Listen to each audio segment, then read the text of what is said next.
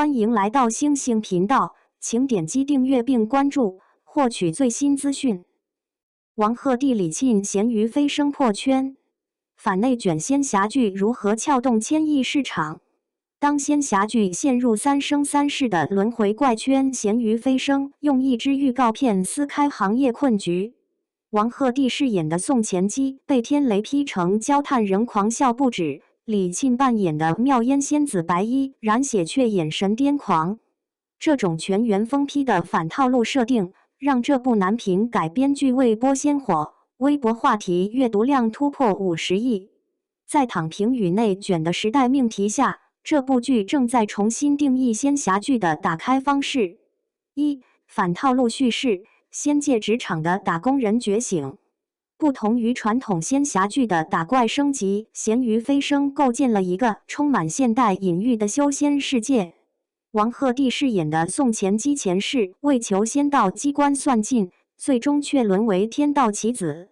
重生后，他拒绝修仙，在桃花坞种桃树、晒咸鱼，发明咸鱼躺平功对抗仙界996。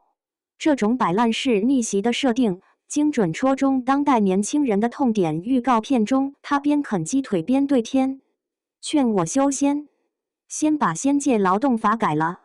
这种将现实议题融入奇幻世界的手法，让观众在修仙故事中看到自己的影子。编剧饶俊、花千骨此次祭出双线并行策略，男主的咸鱼逆袭线与女主的复仇觉醒线交织。李沁饰演的妙烟仙子，前世是师门培养的完美工具人，重生后觉醒自我意识，一袭红衣杀回仙界。当年你让我做提线木偶，今日我便拆了你这傀儡戏台。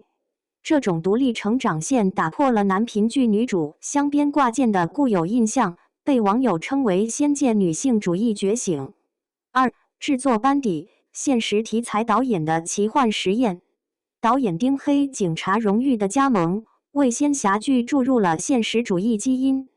他将警察荣誉中对市井生活的细腻刻画，转化为仙界职场的荒诞幽默。仙君们为争夺资源勾心斗角，甚至出现加班猝死的情节。有场戏中，宋钱基用咸鱼干当暗器击败反派，这种农家乐式打架既颠覆传统斗法场面，又暗讽职场内卷。丁黑在采访中坦言：“我要让仙界打工人看见自己。”造型诗意小雅苍兰诀则玩出花样。宋钱基的咸鱼战袍用粗麻混搭金线，腰间挂着咸鱼干。妙烟仙子的发饰暗藏机关，可瞬间化为利刃。这种实用主义美学与仙界的华丽风格形成反差，被观众称为最接地气的仙侠造型。三、演员突破，从流量到实力的转型之战。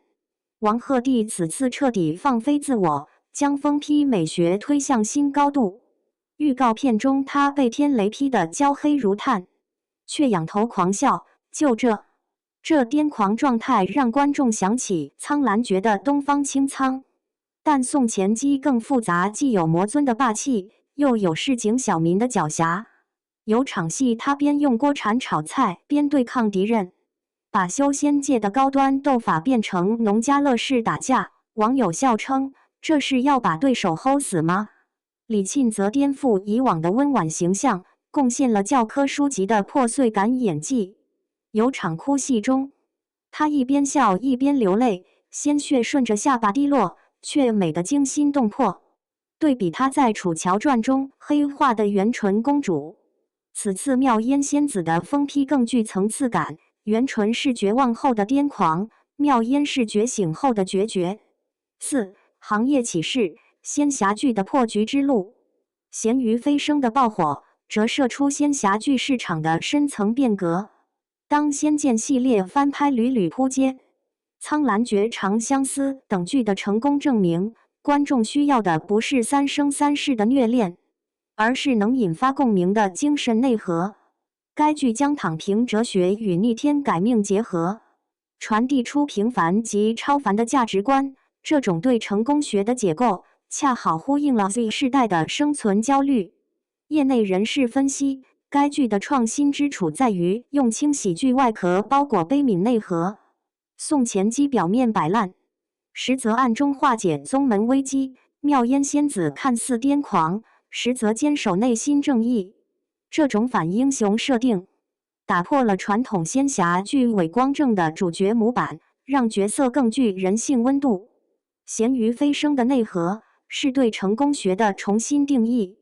它告诉观众，真正的强大不是永不停歇的内卷，而是在认清生活真相后依然热爱它。王鹤棣饰演的宋钱基，用咸鱼姿态诠释了另一种英雄主义不按常理出牌，却始终坚守内心的正义。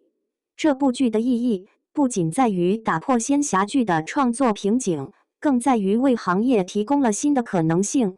当多数作品还在堆砌特效和流量时，咸鱼飞升证明，只要故事足够扎实，反套路也能成就爆款。正如剧中台词所说，躺平不是认输，是积蓄力量的蛰伏。这种充满哲思的表达，或许正是仙侠剧走出困局的关键。